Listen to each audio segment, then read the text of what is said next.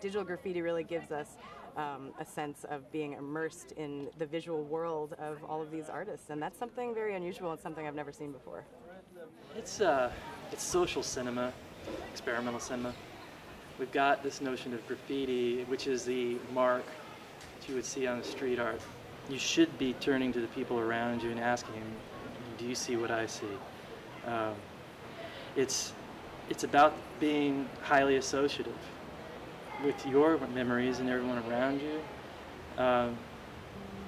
The point where you become as creative as the artist.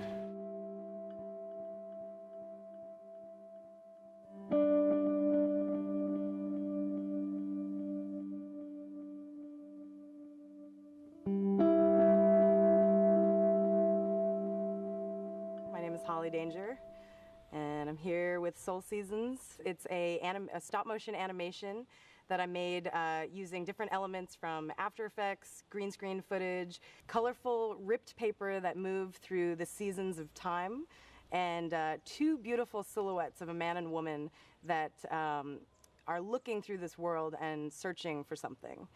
This is the first time I've ever seen a festival where so many different projection artists are displayed in one place. I've done a lot of different festivals where one person is showcased at a time, and you really don't get that overwhelming feeling of being immersed in the world that's created by these artists. I've never been anywhere where I've seen this much of this type of work in one space.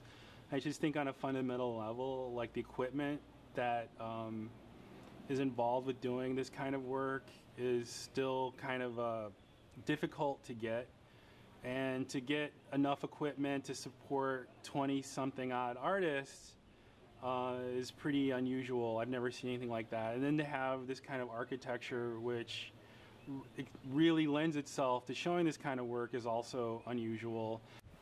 It can be seen as one sort of continuous wall, and it sets itself up really well for this kind of production, this kind of event. To be able to see these pieces one after another and then have them interact with the architecture itself. Sometimes we have a big large wall, and then more often than not we don't. When I imagine the kind of surface that I'm going to be projecting on, I imagine basically like a square white wall without any windows, basically a blank sheet of paper.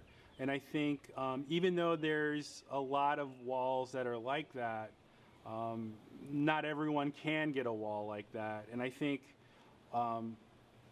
what makes this more interesting is to think about a specific wall with its idiosyncrasies with windows and doors, or take into consideration the traffic that walks in a particular area, and to design a piece that works within that specific context. Well, I think it's a fantastic opportunity to kind of see how art can be put into a public sphere. I think a lot of people can, especially with media art, feel very intimidated by it, especially when it's in a traditional gallery museum setting, which, you know, in a lot of ways kind of plays up like this new art church, if you will. So when you get it out into the public, I think people feel more comfortable with it. They feel like they can walk through, and then they can choose to spend time with certain pieces, and it allows them to rethink how public space is used, and I think that's fantastic. One of the things I like about this medium, I guess we can start talking about this as a medium now, is that anybody can engage with it. This isn't something that goes in an art gallery that speaks to like a really narrow range of the art public. Because it's outside the gallery, the museum, you don't have to worry about any of those sort of institutional pressures to think the way they want you to think. This is the way that this art is supposed to be thought of.